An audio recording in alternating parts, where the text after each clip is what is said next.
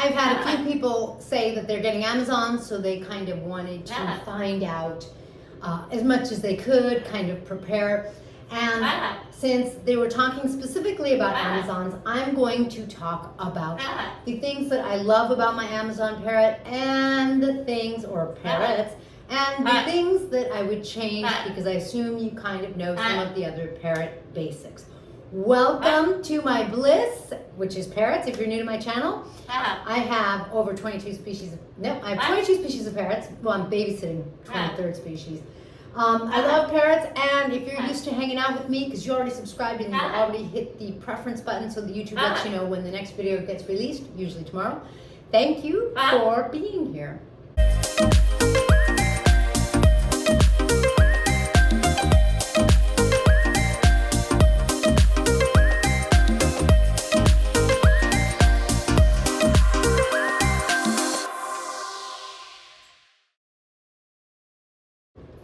So this is Lorenza. Hi, Lorenza. I call her my Demogorgon.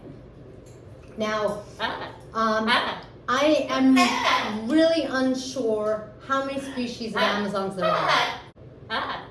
I need to go into my Citiculture book and literally count to see how many species I think there are. And I know there's more species than that.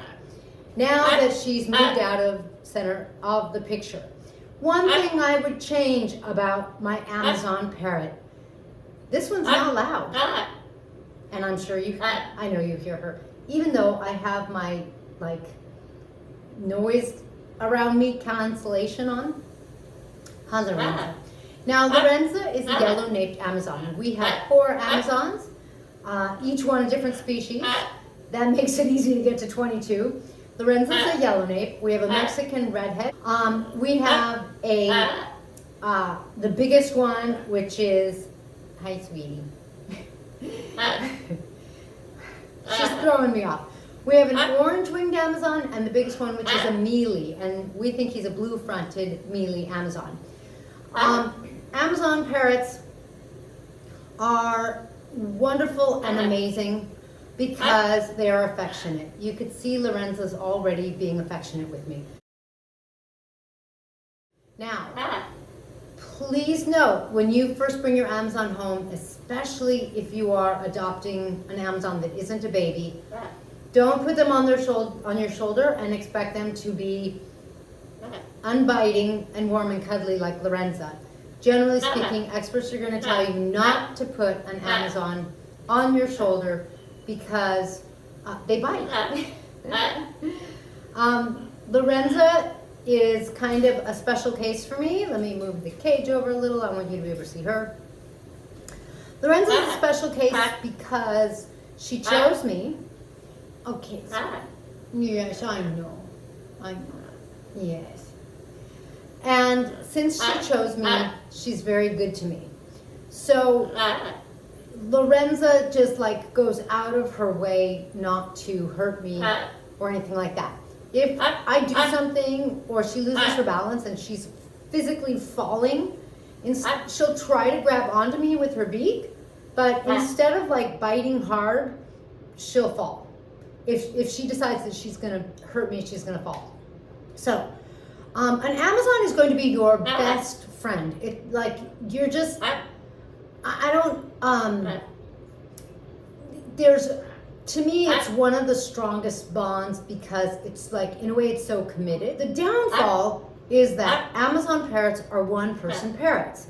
So if you're thinking about getting an Amazon, I hope you're doing your research. And you have to realize that a one-person parrot is a loud parrot who picks one person, one creature, it can be another Amazon or it can be a human, as their mate, and they just sometimes are intolerant of anyone else. Tico is really bonded with Bonnie, our golden conure, but he will let me do things like pick him up, and the reason he'll let me do that is because he knows I'm going to take him to Bonnie, with Bonnie. You know, he's gained trust of me. And we adopted him as an adult. So I don't think that if you have an Amazon, hey, everyone else won't be able to necessarily pick up your Amazon, but that could be the case. In Lorenza's case, no one else can come near her and no one else can touch her. It's kind of a problem because she isn't flighted. She's never been flighted as long as I've had her. I adopted her as an adult.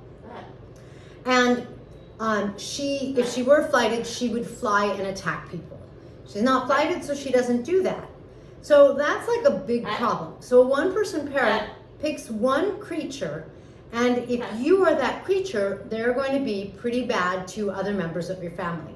While Amazons aren't the only ones that do that, they are kind of notorious for it. When I say they're not going to be nice to the other members of your family, I don't mean just that they won't let other members of your family pick them up. I mean that they will bite, leave a hole, cut, hurt, like really, like I've seen some pictures of people that are really bruised. Like Lorenza's not that bad, and one reason is, the same reason is why she can't fly. She's old enough, and whatever happened in her history either atrophied her muscles, or I think something like that, or her bones aren't strong, because she has some damage, some physical damage due to a seed-based diet for at least an extended period of time. So Lorenza's ability to attack is limited, but if you get an Amazon and it gets really bonded to you and it doesn't get to meet other members of your family, and then you get into a relationship, it's possible your Amazon's either going to have to live in their cage, which is really sad, or you're going to have to rehome them, which is really sad. So one of the best things you can do with an Amazon parrot is when it comes into your house, try to let everyone in your family and in your home handle them so that they are not going to be just a one-person parrot, so that they can relate with other people. So on the one hand, BFF, on the other hand, Demogorgon, because Amazons are only going to be one-person parrots. So I've had people say things like, you know what, I freaking love my Amazon, I adore my Amazon, I live by myself, and I don't invite people over. And that's okay with me. I'm like, yeah, I get it. I totally get it. But that's kind of what it can be like. So that's something to really be aware of, because Lorenza's like that, and Tico isn't quite like that. He doesn't necessarily, attack anyone. And Ursulus, our Mexican red-headed Amazon, he has been with us since he was 4 weeks old. I hand-fed him. So he's pretty comfortable with everyone, but he is starting to attack other birds. And so he's getting some of that mentality, and that's becoming a bit of a challenge. And then Henry, the mealy Amazon, he's only been with us for 2 months. He likes Ursulus, they're in the same cage, but he will step up for me, but that's about it for right now.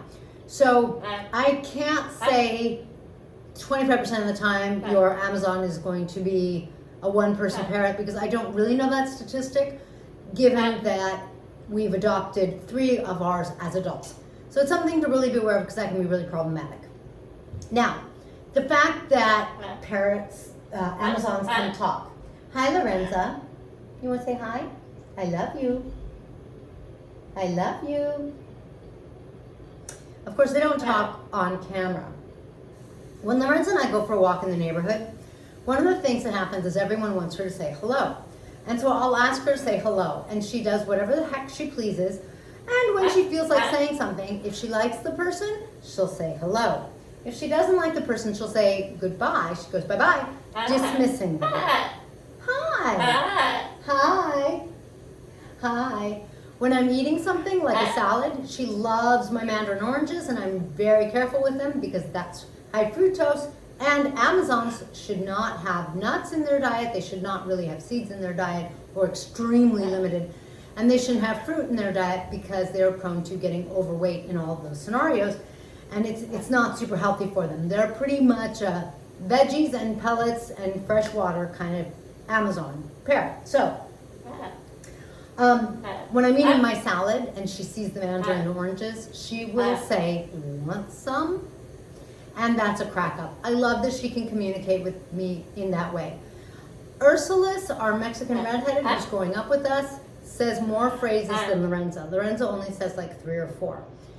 So, love that she can talk. It is fun. Is it a requirement for me? No. And I've tried teaching Lorenzo a few things like huzzah, because it's one of my favorite things to say. But she doesn't seem to pick up on it. Huzzah! Hi. Hi, sweetie. Hi. Next. I also absolutely love Lorenza's size. She's kind of wonderful and perfect because she's not too big to handle. I feel like her size is almost just intimidating enough. And I will say that a yellow-naped Amazon is one of the bigger Amazons. She is around 425 grams, and Henry is like almost 200 or around 200 grams more than she is. He's pretty big. I like his size too. Ursulus is smaller, and a part of what I'm getting at is, depending on what species of Amazon you get, they are different sizes. And Henry is really like almost twice Ursulus's size. But, you know, Amazons are about the same size. My point is, depending on what kind of Amazon species you get, you can kind of look at what size you want, because something like the white spectacled, white, what's that one called? They're smaller Amazons. They might even be like 250 or something, or 200 grams, something like that. They're smaller. So, you know, there's something that is smaller, and then there's all the way up to Henry, so there are different sizes, but I feel like an Amazon is just a great size. They're generally very beautiful colors. I really like that. The other thing I would change about my Amazon that I don't love, and she's not bad. Did I already say loud? Did I say loud? Sometimes in our house we can't have conversations because we have 4 Amazons. She's not the reason we can't have conversations. It really comes down to mostly 2 of the Amazons, and I don't think it's species specific, so I'm not going to tell you specifically what species it is, because I really don't think that's it. But I think our macaws, are louder. However, they are usually outside, out back, in the lanai, enjoying life, enjoying the sun, enjoying the Florida ambiance, and so they're like happy and not very loud. Like, they don't go around squawking all day. Amazons are notorious for squawking in the morning and squawking in the evening. While I personally don't feel like that quite works like clockwork, it's not like 6 a.m. and 6 p.m. like a rooster or something like that. I do feel like there's some morning noise. It's like they're all excited that it's morning. It's not just the Amazons, but I do feel like in my flock, they're the loudest. The other loud ones, like I said, are the macaws and the caiques. Man, those 3 make my, and my land shark, also known as Dakota, but to you known as a hawk-headed parrot. Those 4 are pretty freaking loud. I mean, like, if you want a quiet home, think 3 times before you get one of those species. So we already like have a loud house, so I don't know. I guess we just go with the flow. There you have the things that I like, that I love about my Amazons, the things that I would change. Definitely change the noise level, but it is what it is. Would I recommend an Amazon? I don't know. That's a good question, huh? Hi. I think I would say that if you are by yourself and you really don't think you're going to have someone else, or maybe you have a spouse who has their own Amazon, you know, then I think I would recommend it, because then you kind of spend time with your parrot and they'll sit on your shoulder, that kind of thing. I really do think that they are one of the most affectionate, and because they kind of go so one person, they really make that bond. And so, like, if you're in it for a really loud bond, then I think an Amazon could be the right parrot for you. The problem is you really have to decide that the noise level is acceptable. And don't forget, Amazon parrots are one of the longer lived parrots. So I think that it is not unlikely that your Amazon parrot's going to live 50, 60 years, maybe longer. A lot of people say that parrots live 100 years, and all of my experts are like, no, they don't. My experts, generally speaking, pretty much consistently say Amazons and cockatoos and maybe macaws live the longest. I think that macaws don't live quite as long. I think that like with Amazons and cockatoos, it might be kind of like neck and neck kind of thing. And I think those are 3 species that are gonna live 50 plus years. I'm not exactly sure about the macaws. Everyone else, I think that you're really looking at a 30 to 50 year range, depending on the size of the species, depending on the species, that kind of thing. So you're looking at a friend for probably life. And I think that's something else to really take into account. If you don't want a 50, 60 year commitment because you don't think you have 50, 60 years and laid out in front of you, then one thing that you might also want to consider is adopting an adult. I think there are a lot of, rescues are filled with, I think, Amazons and cockatoos because those are 2 out of the 3 most common, according to Carrie at the Bird Gardens of Naples. And those are the 3 species she has most because they are some of the loudest, and because of that, sometimes neighbors complain and they have to get rehomed, that kind of thing. So if you don't think you can do the 50 to 60 years, consider getting an adult who already has maybe 10, maybe 20 years, maybe 30 years already passed, which doesn't mean you won't be able to bond, especially if they choose you. But it does mean that then, you might still get to share your life with them, but you don't have to feel like, what will they do without you afterwards? So if those things fit your lifestyle, I would say that Amazons are awesome. For me, the fact that I don't have to buy nuts or seeds for my Amazon, it makes it simpler. My grocery bill's shorter for them, not like my macaws or something where my bill is larger with those nuts. Those nuts are really expensive. So I think that when it comes to taking care of my parrots and taking care of like an Amazon versus another parrot, in some ways Amazons are easier. For example, my parrots are very messy. They poop everywhere. My Amazons aren't like that. So it's easier to clean the Amazon cage.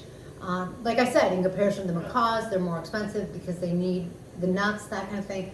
And my Amazon is easier because her diet is simpler. I'm feeding my parrots Citicus, and so like at this point, the macaw food is just like the nuts have become a treat, which is really nice because now as a complete species-specific food, they're both taken care of. They have different foods, and that makes it also really nice and easy because I know that Lorenza's dietary needs are met. Thank you for joining me in this blissful video. Notice how being on my shoulder, she quieted down. When I was getting ready to do the video, she was being really loud, so I pulled out my camera because I wanted you to hear how loud she can be, so she stopped. But I will catch it at some point, and then I'll put it on a short, because I think it's really important to understand how loud an Amazon is, especially inside a home. Thank you for joining me in this blissful video. If you want to help boost your parrot's immune system, think about getting Tink's must-have parrot relief. It's CBD in hemp oil. The hemp oil has the right balance of omega, which is what is going to be given to your, for example, Amazon parrot if they have issues with their liver, because it has the right balance of omegas, and therefore it's a beneficial oil because although she doesn't need nuts or seeds in her diet, everyone needs good healthy fat, and that's the good healthy fat. Too many seeds is bad fat for parrots or for Amazon parrots. So you can get Tink's Parrot Relief at parrotbliss.com. Thanks, and I will join you in the next feathered video.